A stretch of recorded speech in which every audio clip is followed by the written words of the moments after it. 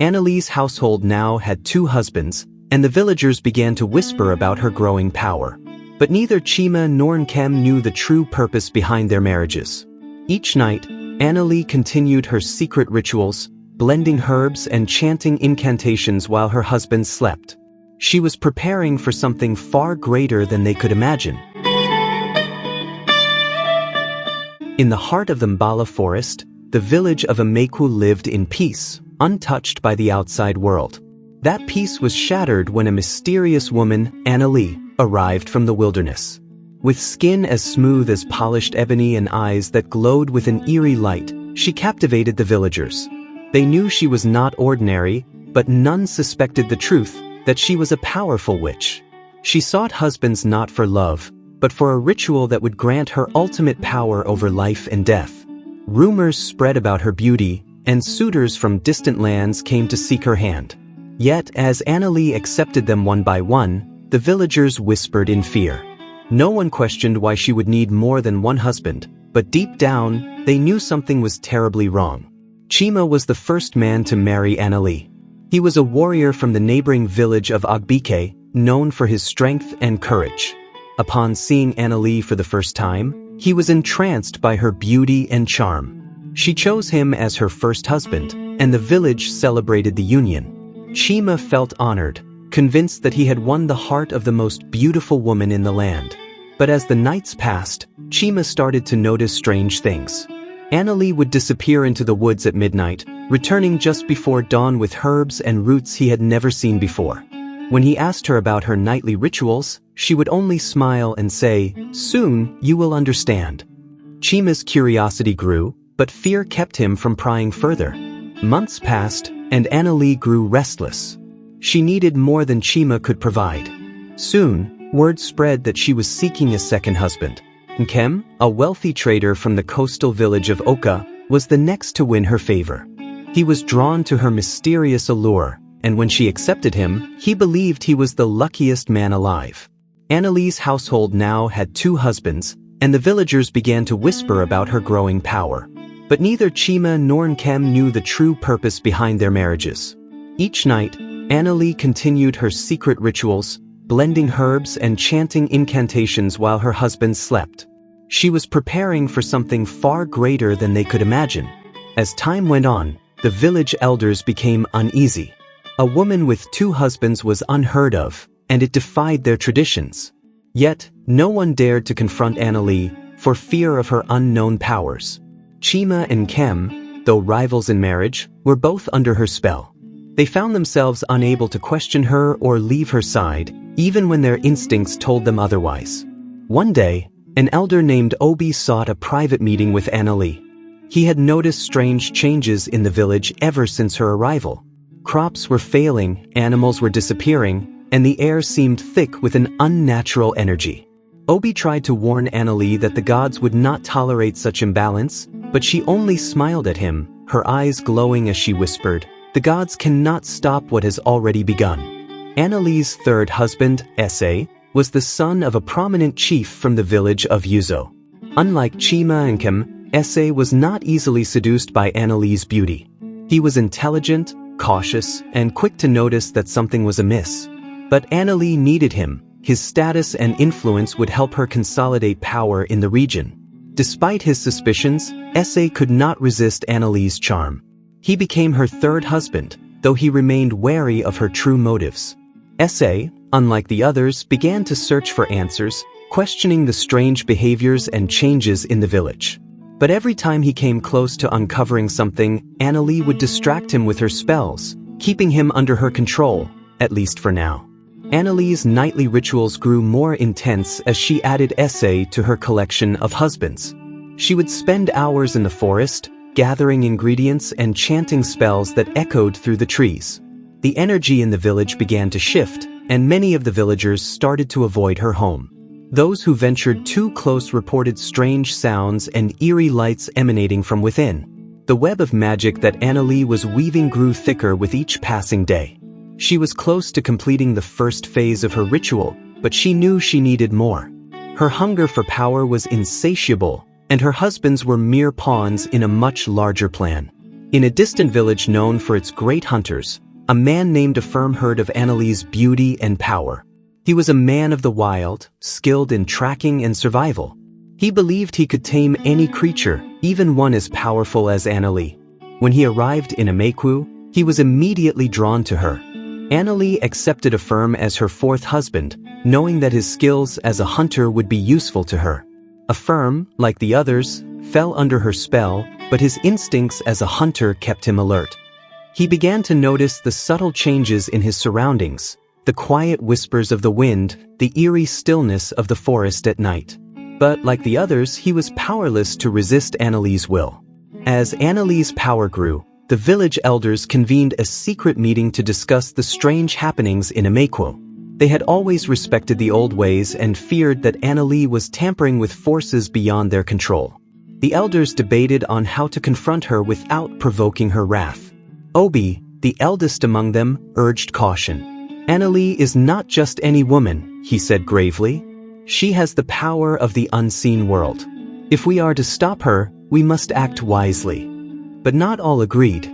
Some believed that direct action was necessary, that the gods would protect them if they moved against her.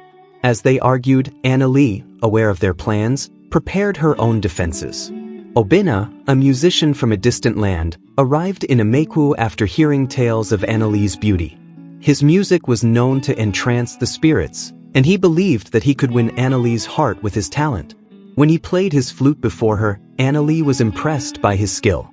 She invited him into her home, making him her fifth husband. Obinna's music brought a strange harmony to Anuli's growing household.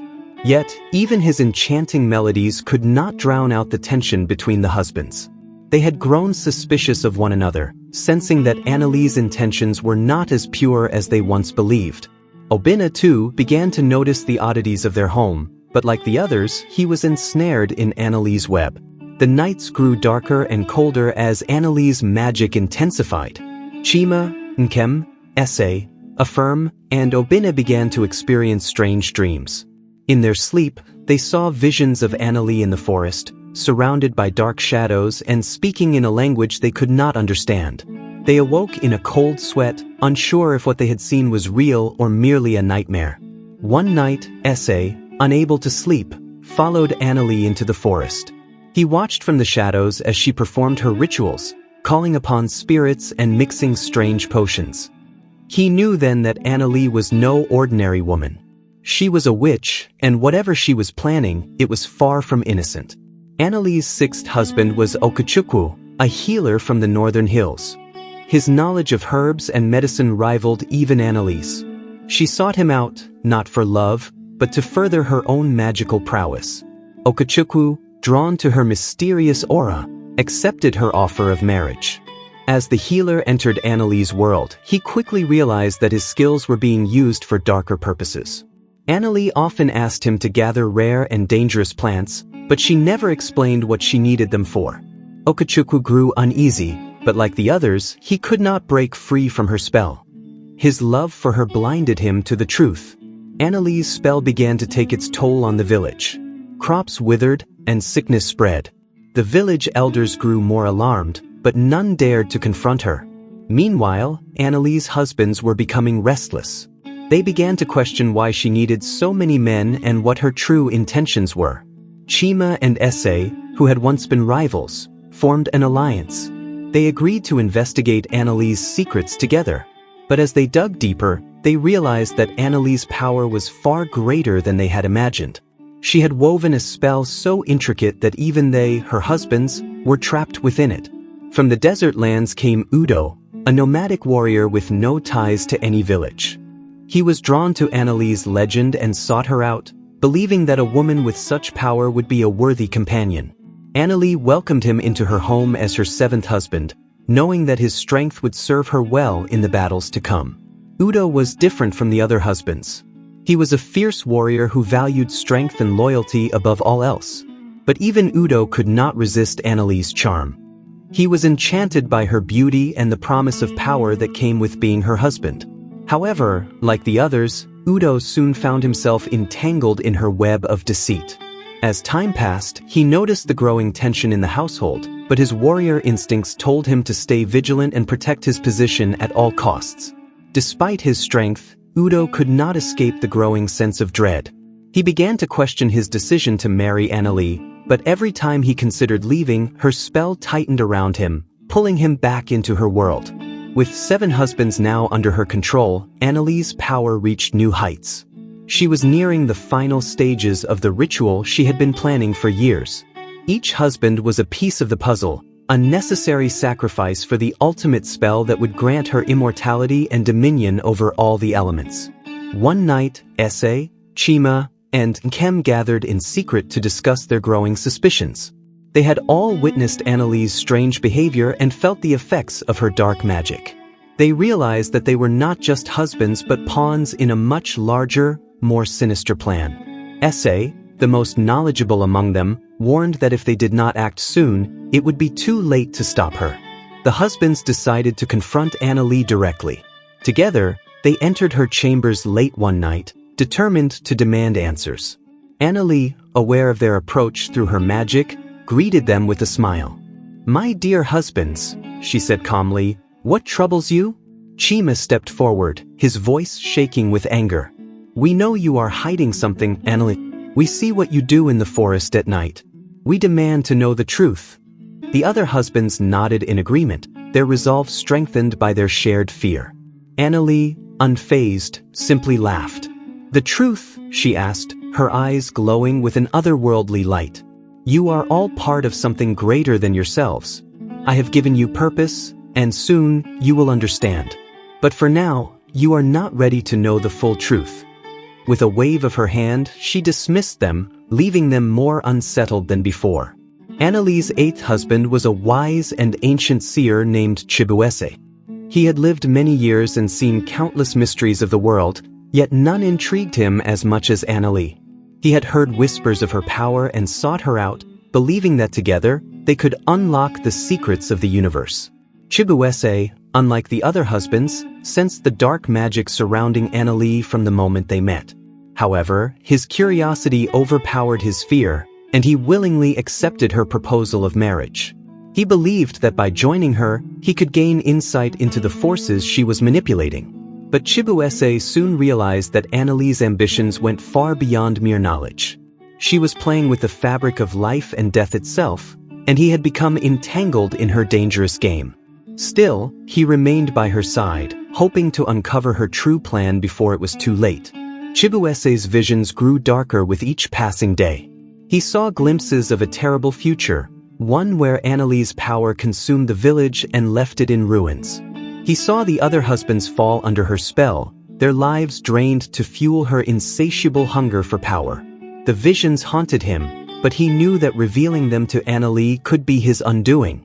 Late one night, Chibueze summoned the courage to approach Anuli. "I have seen what you are planning," he said cautiously. "It will end in disaster. You cannot control the forces you are tampering with." Anuli regarded him with a cold smile. "You see much, old man, but you understand little. I have mastered what you fear, and soon, I will become more powerful than you can imagine. Do not stand in my way, Chibueze, or you will regret it." The village elders could no longer ignore the strange happenings surrounding Anuli. The crops continued to fail, and the once thriving village had become shrouded in darkness.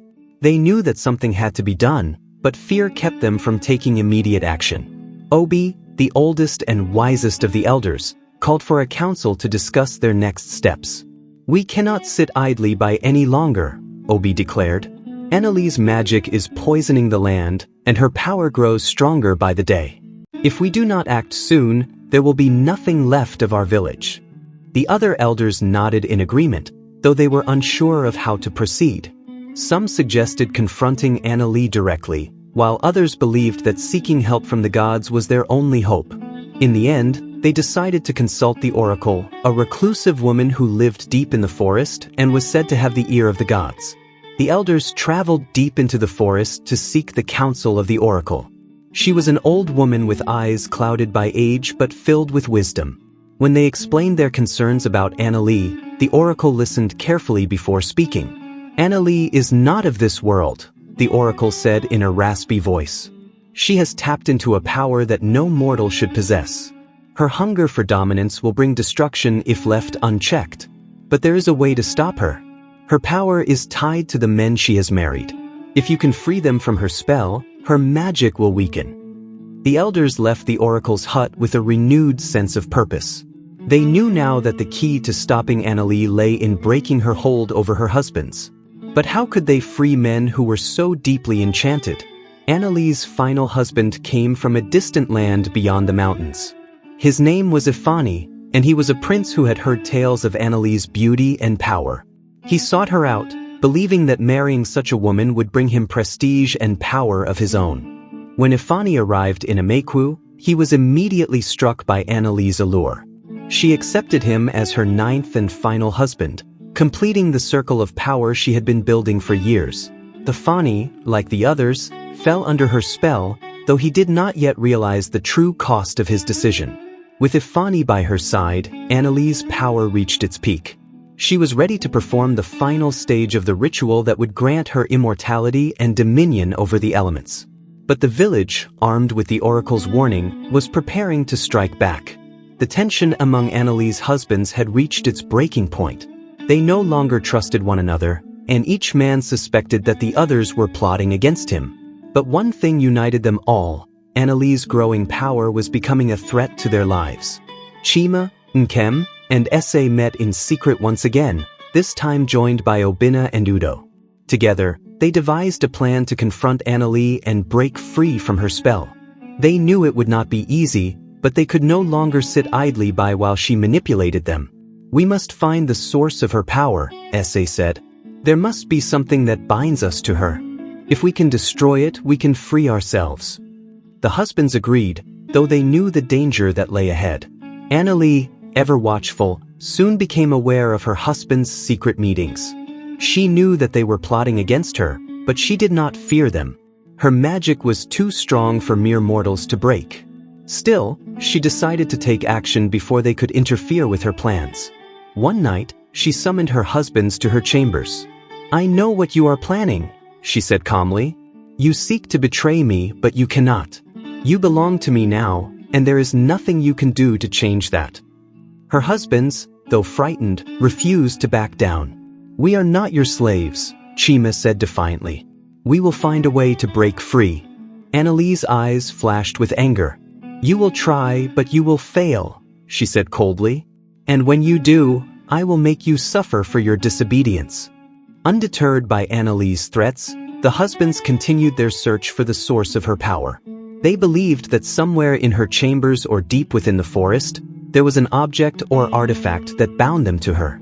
They knew that if they could find it, they could destroy it and break the spell. Ese, with his sharp mind, led the investigation. He spent nights combing through Anuli's belongings, looking for any clue that could lead them to the source. Meanwhile, Udo and Affirm scouted the forest, hoping to uncover anything related to her rituals. One evening, while searching the forest, Udo stumbled upon an ancient altar hidden deep in the trees. It was covered in strange markings and surrounded by offerings of blood and bones. Udo knew immediately that this was the place where Anuli performed her darkest rituals. He sensed a powerful, malevolent energy radiating from the altar, confirming his suspicions. The altar had to be the key to her magic. Udo quickly reported his discovery to the other husbands, and together they devised a plan to destroy it. They knew it wouldn't be easy. Anuli was watching their every move, and the forest itself seemed to pulse with her power. But they had no choice. If they wanted to break free from her control, they needed to act swiftly before she could complete her final ritual. As Anuli sensed her husband's growing determination, she moved closer to completing her ultimate ritual. The altar in the forest, where she had bound her husbands to her through dark magic, was the final piece she needed to unlock immortality. Once the ritual was complete, no one would be able to challenge her. Anuli gathered rare herbs, bones, and blood from the forest, chanting ancient incantations that shook the very ground beneath her. The sky darkened, and the air grew thick with tension. The spirits of the forest, whom she had long controlled, whispered warnings, but she ignored them. She believed herself untouchable, and her hunger for power blinded her to the growing unrest in her household. While Anuli was preparing her final spell, the village elders were also making their move. Obi, armed with the oracle's warning, knew that the husbands were key to Anuli's downfall. He and the other elders devised a plan to weaken Anuli's magic by disrupting the bond between her and the men. The elders began crafting protective talismans, using ancient rituals passed down through generations. They intended to give these to the husbands, shielding them from Anuli's influence long enough to destroy the altar. But time was running out. The sky over Ameku grew darker with each passing day, a sign that Anuli's ritual was nearing completion. The night before Anuli's final ritual, the husbands gathered near the hidden altar in the forest. Each of them carried one of the elders' talismans, hoping that it would protect them from Anuli's wrath. Udo and Chima led the group, each wielding a heavy axe, ready to destroy the altar and break the spell that bound them. As they approached the altar, the forest seemed to come alive with dark energy. Shadows danced between the trees, and the air grew cold. The men hesitated, but Ese urged them forward. "This is our only chance," he whispered. "If we fail now, we are doomed." With a mighty swing, Udo brought his axe down on the altar, shattering the stone. A deafening roar echoed through the forest as the ground trembled beneath them. The spell was broken, or so they thought. Back in her chambers, Anuli felt the moment the altar was destroyed. A wave of rage and disbelief washed over her as the magic she had carefully woven over years unraveled. She had underestimated her husbands, and now they had betrayed her in the worst possible way. In a fury, Anuli summoned all the dark forces at her command. The sky above the village turned black, and a violent storm erupted, tearing through the forest. Anuli's once beautiful face twisted with anger as she vowed to punish her husbands for their defiance. She would not let them escape her wrath. The husbands, still in the forest, realized too late that destroying the altar had not completely freed them. Anuli's magic was still strong, and they could feel her presence closing in on them. They had succeeded in weakening her, but the battle was far from over. The storm that Anuli summoned was unlike anything the village had ever seen. Trees were uprooted, and the wind howled like a beast in pain. Lightning struck the ground, setting parts of the forest ablaze. The villagers huddled in fear, knowing that this was no ordinary storm, it was the work of dark magic. Anuli, now consumed by rage, set out to find her husbands. She would punish them one by one, starting with Udo and Chima, the men who had dared to strike the altar. She moved through the storm like a shadow, her eyes glowing with a fierce, unnatural light. Nothing would stop her from reclaiming her power. The husbands, realizing they were being hunted, fled deeper into the forest. They knew they couldn't outrun Anuli, but they hoped to find a way to outsmart her. Their only hope now was to survive until the elders could find a way to banish her dark magic for good. As the husbands fled through the storm, tensions within their group reached a breaking point. Nkem, always ambitious, saw an opportunity to save himself. He believed that if he could capture one of the other husbands and offer him to Anuli, she might spare him from her wrath. While the others focused on escaping, Nkem turned on Chibueze, the seer. "She will kill us all if we don't give her what she wants," Nkem hissed. "But if we give her one of us, maybe she will let the rest of us go." Chibueze, weakened by his visions and the weight of his years, struggled to defend himself. But before Nkem could deliver him to Anuli, Udo intervened. "We stand together or we fall together," Udo growled, pulling Nkem away. The betrayal had shaken their already fragile alliance, and now they were more vulnerable than ever. In the midst of the chaos, the village elders sought the oracle once again. They needed to know how to end Anuli's reign of terror for good. The oracle, now weaker than before, spoke in riddles, her voice barely above a whisper. Her power lies not just in the men, but in the bonds she has created with them. You must sever the ties that bind her to this world. The elders understood. They had to destroy the connection Anuli had made with her husbands. Only then would her power be truly broken. But how could they achieve this while she hunted the men down in the storm? They needed a plan, and they needed it quickly. As the husbands regrouped in a hidden cave deep within the forest, Chibueze had a vision. He saw that the only way to break Anuli's magic completely was for one of them to sacrifice himself. The bond between Anuli and her husbands was too strong, and it needed to be severed from within. "I have seen the truth," Chibueze said solemnly. "One of us must give himself willingly to end this nightmare. Only then will Anuli's magic be undone." The men were silent, each grappling with the weight of Chibueze's words. None wanted to be the one to make the ultimate sacrifice, but they knew that without it, they would all die at Anuli's hands. Chima, the first of Anuli's husbands, knew that it had to be him. He had loved Anuli once, and he still felt a strange connection to her, despite everything. "I will do it," Chima said quietly. "This started with me, and it must end with me." The other husbands tried to protest, but Chima was resolute. He knew that this was the only way to save them all. With a heavy heart, he left the cave and made his way through the storm to confront Anuli.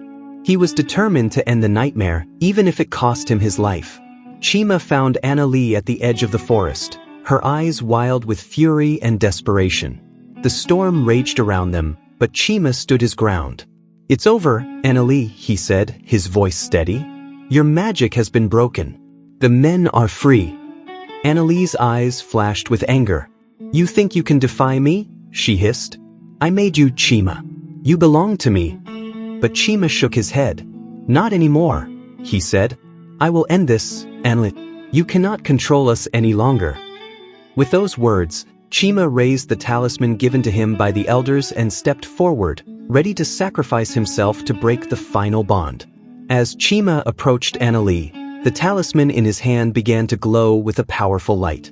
Anuli screamed as the magic that had bound her to her husband's unraveled completely. The storm around them intensified, but the bonds of her dark magic were finally broken.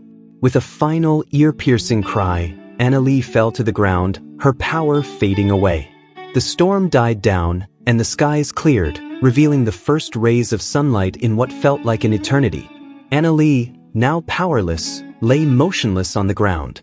Chima, exhausted and weak from the ordeal, collapsed beside her. He had done it. The spell was broken, but the cost had been great. With Anuli's fall, the village of Umkhokha began to heal. The crops grew once again, and the dark energy that had hung over the land dissipated.